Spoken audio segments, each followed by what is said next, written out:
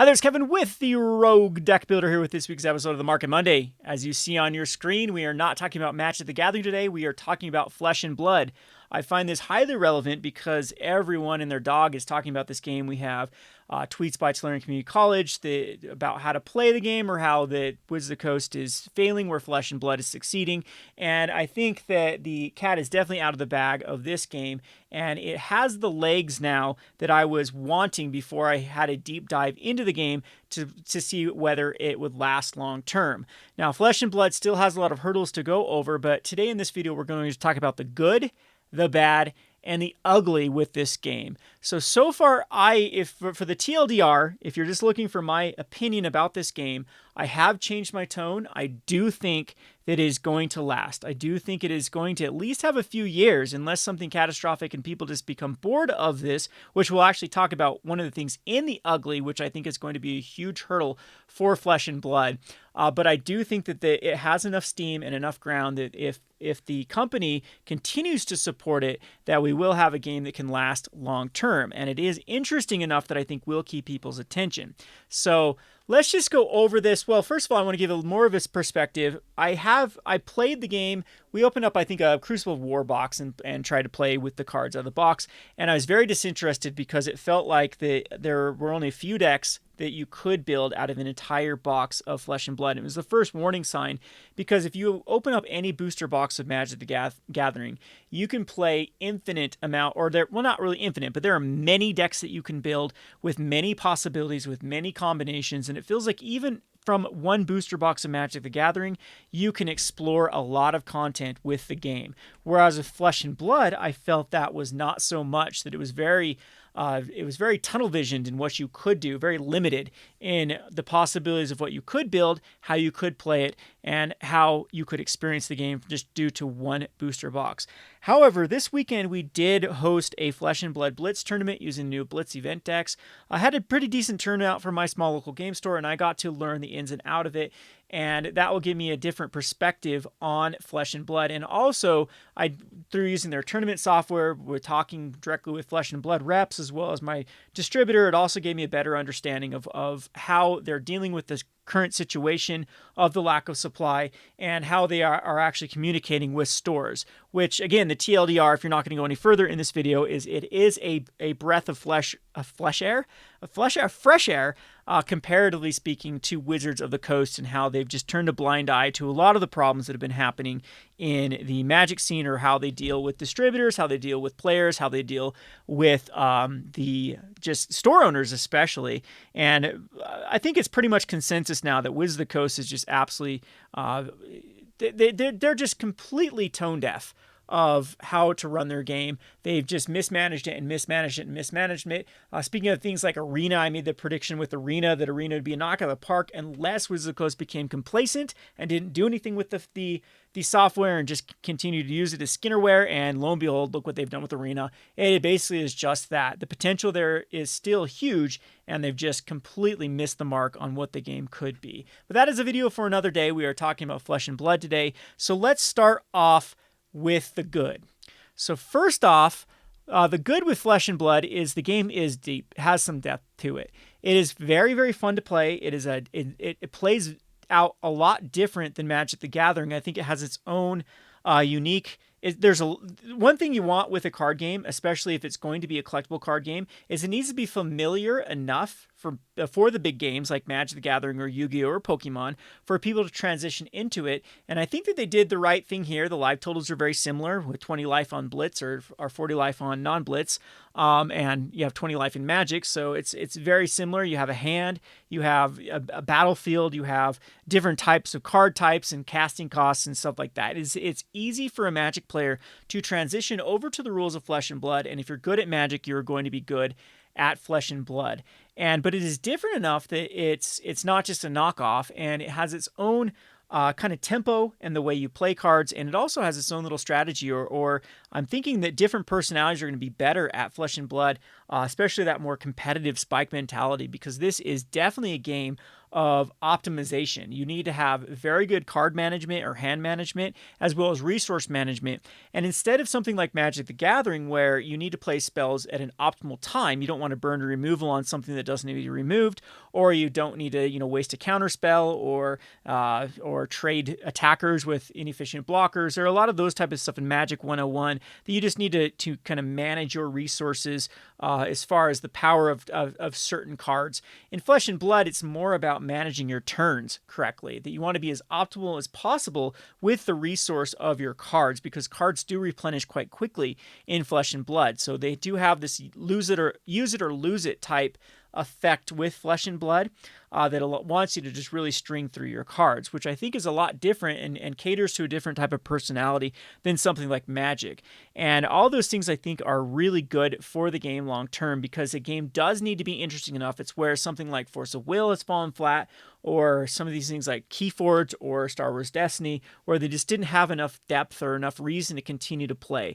It does seem that this is a game that can be added onto. In fact, there's probably a lot more expansions that need to be added before we've really felt like the depth of the game is there. That's what I think we're really suffering from, and I guess I'll talk this about in the bad, that there's just the lack of options is mainly due to the fact that it is still a very young game with very few sets out there.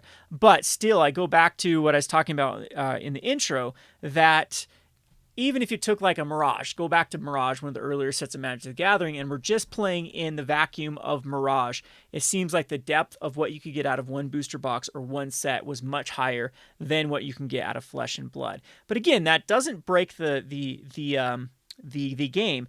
There are going to be personalities that want to master their deck, and I think that sort of mastering of getting super efficient or super good with how your deck runs and optimizing your deck is much more interesting in this than it really is in Magic, especially the way Magic has gone with design, where you just have so many duh cards and things just autopilot themselves, where you just are going to play because you're going to slam Embercleaves, you're going to slam Immersion Ultimatum, there's not a lot to master, and the game gets dull and boring quite quickly. Whereas in Flesh and Blood, the draft, I think, is more complex, playing the draft, because there's a lot of strategies with signals and with prioritizing optimization over power or generic cards over other things to make sure you actually have a viable deck rather than, going for a haymaker right off the bat.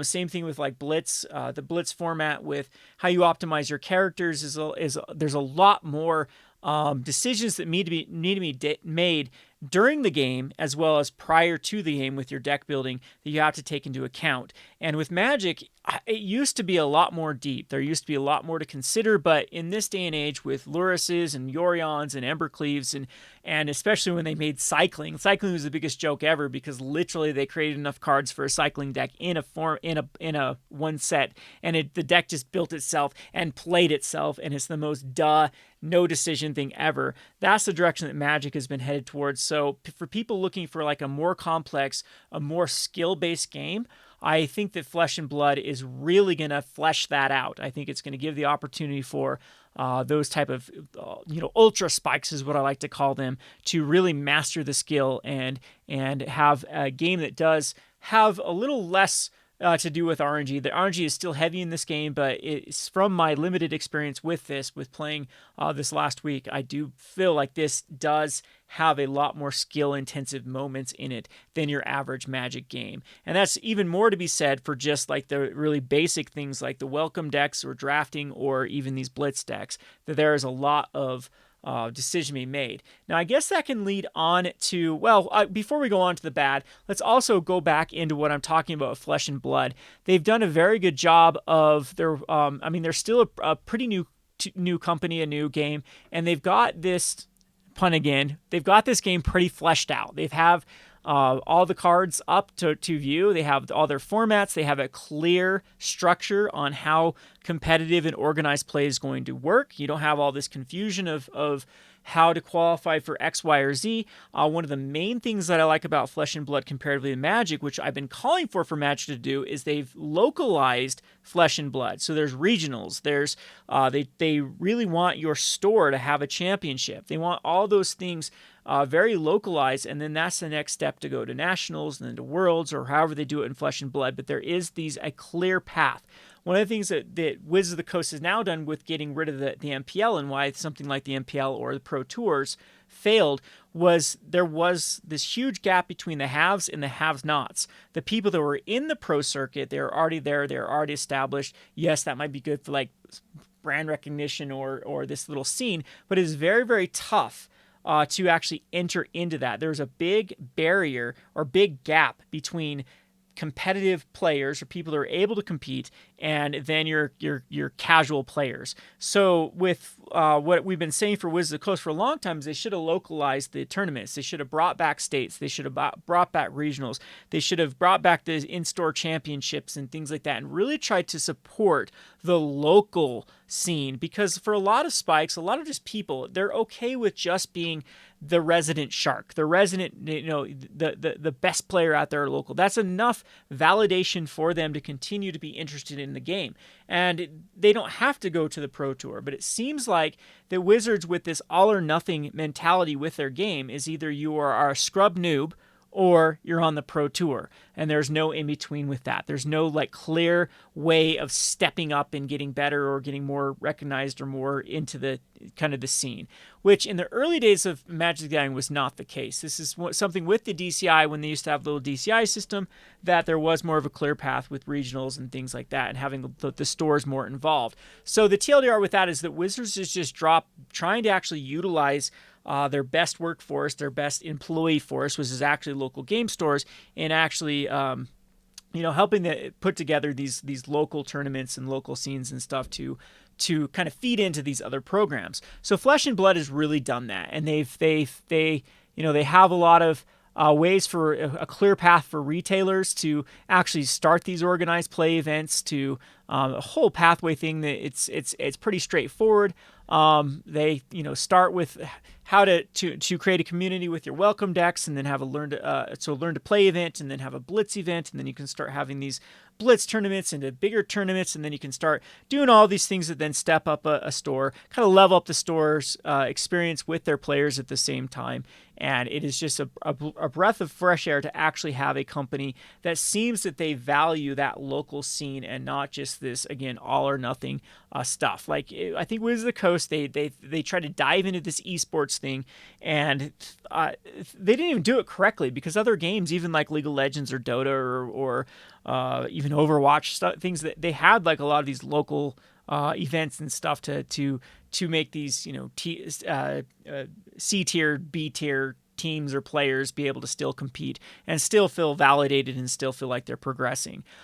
So again, big breath of fresh air for this company with their organized play. So I guess that leads us on to the bad, and I've kind of touched on some of the bad here with Flesh and Blood.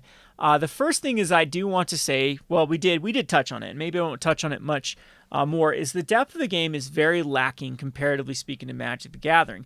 The one thing that Magic the Gathering is so good at bringing in just lots of personality types is with the Timmy, Johnny, Spike mentality. You have things for your competitive players, you have things for your brewers, you have things for your casuals. One of the big hurdles that I see with this game is this is a cutthroat game. It is very jaded towards the competitive player.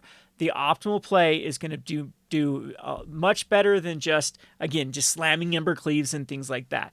I think that casual players are going to be thrown into an often competitive environment. And that's the problem with any 1-versus-1 game, is any tournament with prize support on the line is going to get your Ultra Spikes, you're going to get your Sharks, you're going to get the people that want to, act like everything's the Pro Tour. And those are sometimes very miserable people to play against, and especially when you don't want every single turn to just be a mental grind.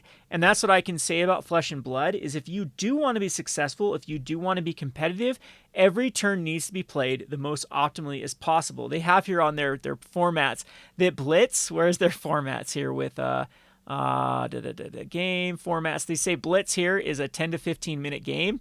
If you want to be playing terrible, yeah, it's only a few turns. Like it's not a lot of turns with Blitz because it's very easy with a 40 card deck to be efficient with your 20 life total, to just blitz them down. Like it really does. In theory, should take to 10 to 15 minutes. But if you're really trying to optimize and do that mental crunch of how to get through lethal before your opponent gets through lethal, a lot of times Flesh and Blood becomes a race. And you'll have to learn how the game works to know what I'm talking about here. But to really crunch that through, you need to play every stinking turn. Turn number 1 in Magic the Gathering is a lot of times just land go. So you have this kind of breather on some of these early turns of building up to the suspense. Flesh and Blood throws you right into the suspense on turn number 1, where you got to be on your toes and ready to go. So over a series of a tournament, the mental grind can really get to people, and the casual player is going to get, or the new player, I think if entering into an established scene, that's going to be very, very tough for them to make that transition. The other thing, talking about kind of the Johnny, is what I mentioned before. There seems to be a lack of content, and again, yes, it's a new game, and there isn't a lot of sets out there, but even with what they have, it seems to be the depth of it after you start to get, well, for example, Monarch has 4 characters to deal with. You have 4 characters, and in all honesty, not a lot of different cards to work with your deck building. So I can see the Johnny getting very bored very quickly, because there will be optimized cards and optimized play that's going to be discovered. And yes, mastering that skill or mastering that deck is going to be a lot more rewarding, I would say, than Magic. And B, it's gonna be tougher to do so. So it's gonna require a lot more investment as far as really optimizing your own skill for it. But the Johnnies are going to get bored. They're going to get bored of the lack of content. And I see that's a struggle getting that personality type to actually play the game. I consider myself a Johnny Spike. So firstly, I like to explore the game, but I do like to be competitive. And this will work for someone like me, but I don't know how much it's going to be able to keep my attention. Whereas Magic, I can literally, I can open up a booster pack, look at a card, and go, I wonder if I should build a deck around this card. And then it gets the gears going, and then, the rest is history. Especially when I remember the good old days when I used to brew and stuff. Those were sad days now when I'm just a grumpy old man yelling at the clouds with wizards. Anyway, so I think they're going to have that's going to be a huge hurdle to overcome that personality type. The last, and I think the most important hurdle, is going to be the Timmy. So we talked about how the Timmy's going to get very, very frustrated probably early on if they're a new player and just get crushed by the spikes. But there doesn't seem to be a Timmy format. Yes, they're going to have the casual. The casuals can be fine. But the people that want that multiplayer kind of board game type experience, which is what Commander does, Commander turns it into bowling night. It turns it into a day with your buddies where you can all sit down and play this big Commander game, last 2 to 3 hours. That, so far, is not what Flesh and Blood is about. Flesh and Blood is your classic F&M where you're going and you're playing your 1 versus 1 matchups, you're moving on to the next match, and declaring a winner at the end. That just does not jive with a lot of these casual players. And I would say a lot of the success from Magic after the competitive scene died around, I would say, like Battle for Zendikar, was Commander picked up where the competitive scene died and actually took Magic further than Magic ever dreamed of. The market is driven right now in Magic the Gathering by the Commander scene. And so without that Commander scene, I think that's a huge Flesh and Blood hurdle for them for the success of the game. They do have a PvE that is announced, and I think that the game is going to really depend on how well that PvE is to have that board game feel of maybe people can get together for a day to try to solve how to beat the end boss. That should be very, very interesting. I'm hoping they can do it properly, because if they can, not only would that give stores a nice little revenue stream, because I'm assuming you could get books like D&D or campaigns and things like that to actually like, oh, this is how the NPC is going to play this out, or you have like a DM that does it all. I think that will give those casual players a reason to stick around this game, and that's going to make or break this game, in my opinion. So those are kind of the bad aspects. Again, they're not really terrible aspects of that. The ugly is very ugly with this game, and this is something that they're going to have to address. And the first one is, unfortunately, this game started running before it learned how to crawl. And especially with the market is concerned, we had hype man hyping this up, and it just led to kind of a Dutch tulip Beanie Babies situation where the vast majority of product is in the hands of people speculating. It is not in the player's hand. And what that has caused is caused a shortage. And what that also did is it created a damned if you do, damned if you don't scenario for the manufacturers of Flesh and Blood to try to push out enough supply to not crash the market, and allow players to have enough stuff, but also keep prices high. Nobody wants to buy a CCG if the cards that are contained in them are not worth any money. That is a huge aspect to collectible card games. It's something that Wizards of the Coast has had to kind of tightrope walk across to see with their numbers. I think Wizards of the Coast is their way of doing it is to keep everyone guessing, so you never know a supply. So Kaldheim collector's editions, for example, were just printed through the roof of how the supply of those, and same thing with Zendikar, and then they pulled a fast one with Strixhaven and didn't print that many. And so it's always keeping people guessing of how much the supply is and when I should buy in, and it also keeps speculators at bay because speculators don't want to get destroyed by a high print run like Kaldheim. Kaldheim Collectors, I guarantee, has broken some banks because of just how much the supply that set had, or Theros Collector's Edition at 1.2, Battle for Zendikar, or Zendikar Rising Collector's Edition is still obscenely high, and I know a lot of people that went very deep into those because, fetch lands. So what we've seen with Flesh and Blood is where speculators have eaten it up, and it's caused this where players, it's just kneecapped Flesh and Blood's ability to grow because there hasn't been product for stores to sell at a reasonable price to their player base to actually get the game going. And that has kneecapped it. So what that's caused is them to then go and print more. So the next set I've talked to one of the reps of it that they're actively looking to just increase it by a substantial amount. And I don't think that there's enough difference between Unlimited Box and First Edition to really keep this mirage, this facade of value going for Flesh and Blood. Basically, the only difference between Unlimited and First Edition is one cold foil in that box. And cold foils are actually not that impressive. In fact, when we were doing our booster box openings, we didn't even realize that we opened up a cold foil. So all the value in the First Edition box is going to be in that cold foil. And we've seen that it's often too tempting for companies to try to squeak out some more profit by adding more special cards. And so if they continue to do this in other routes, then the cold foils become less and less special, and therefore everything's gonna be competing for the attention and the dollar for these products. There's only a set amount of money that can go into Flesh and Blood, and I'm not sure that this, like I said, this facade or this mirage of value is going to be lasting for these booster boxes and these First Edition, and even the Unlimited for a while had a huge price increase comparatively speaking to the distributor cost. If there is an added supply of these, if they do start to print at a higher volume, then it's going to absolutely cause this chain reaction, this domino effect of speculators then all trying to get out at once, and then the value will have a perceived worthlessness, which will give a signal that the game is dying when actually it's not dying.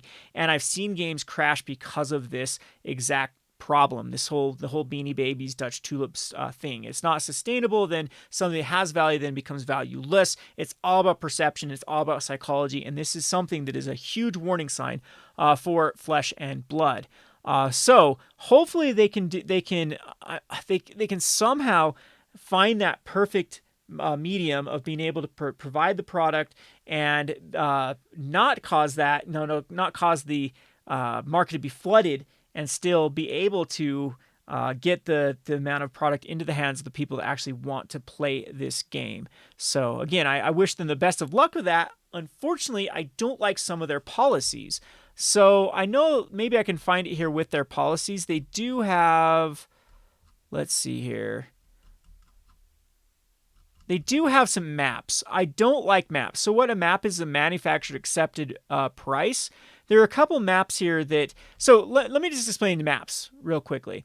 Even though I'm a store owner and I compete with Amazon, I compete with, TC Player and all these other things, I do not like manufacturer accepted price. Manufacturer accepted price is a contract that you have with the manufacturer that you will not sell below a certain threshold. And usually they put that about, you have to have at least like 40% markup. Sometimes it's 20% markup. So for example, if you bought something for 100, you can't sell it any less than 120. 120 is the accepted price you can send it. And some maps also have a cap too. So you can't sell over 180. So basically they feel like that they can run your business better than you can run your business. And let me bring in Pokemon as an example of how map might, if Pokemon had a map, how it might have killed the game. So Pokemon had what was it, 3-4 sets that were stinkers about a year ago that were going for under distributor costs. So what I mean by that is stores that actually bought product had to sell at a loss to recoup their capital. If they had a map, they would have had that outlet. Otherwise, they could never carry Pokemon again, and they probably would have decided to go that route. They probably would have just sold it all out, got enforced by Pokemon saying you violated our map, you can't sell our product anymore, and they just would not even have picked up Pokemon in the future. And then when Pokemon had that big knockout of the park, there would have been less supply to begin with because there would have been less stores carrying their product, and that actually probably would have had a huge effect overall on how well Pokemon was able to just go crazy because of every store being established to carry it and be able to distribute that to the people that wanted it. Like all those, like imagine if Walmart was the only place you could have got Pokemon about the issues and the ability to get the product in the hands of the people that actually want it would have been even worse and would have caused a lot of just horrible situations for the manufacturer. So I don't know if it makes any sense here why the maps, I think, are just very predatory. I think that a store can judge based upon they can judge better on how to run their business than a company can tell them of where they can accept to sell it, because sometimes you have to free up capital. If they create a terrible set and you cannot sell it for lower, that is money that you're stuck with. You're stuck with it, and you can't. Eventually, you just have to break that contract because you have to basically save your capital at that point. And I've seen it happen before with other games that those maps have completely destroyed the ability to recoup, or just the faith in the company going forward, that then stores just will not carry those sort of things.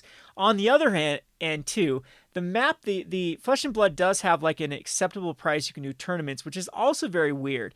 I believe that the most you can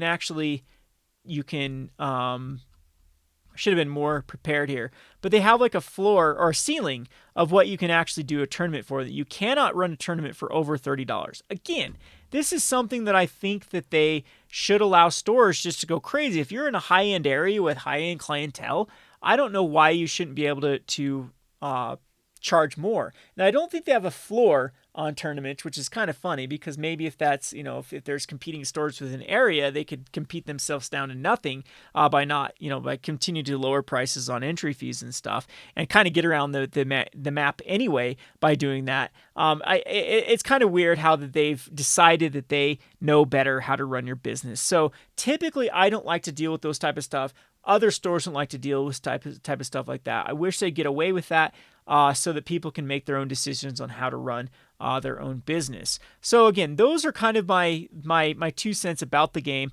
I guess in conclusion, this is my conclusion about Flesh and Blood, is I do think the game has legs. I'm actually liking the price point of Monarch booster boxes first edition. They've gone down about $400, $350. If they stabilize at that point, I think that's a decent markup for like a first edition box. Yes, it is crazy, but the other thing is I don't think that Monarch Unlimited is going to be able to hold like a higher price tag like we've seen like the other sets in the past being able to hold.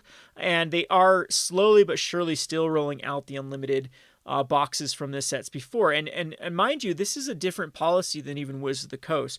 Unlimited means unlimited. They can continue to print Welcome to Wrath right now until they see fit. There is no rotation. There is no like out of print. They can just continue to as the demand prints, which should be a huge warning sign to the speculators, which is again why they're on these first edition box. But my whole thing is the first edition box going to have enough difference?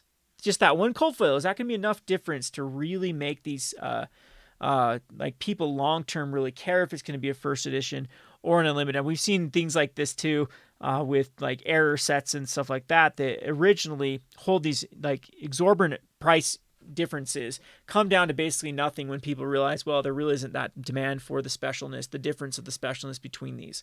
But then again, there are some that do, where it is that little specialness that is the big difference between the price.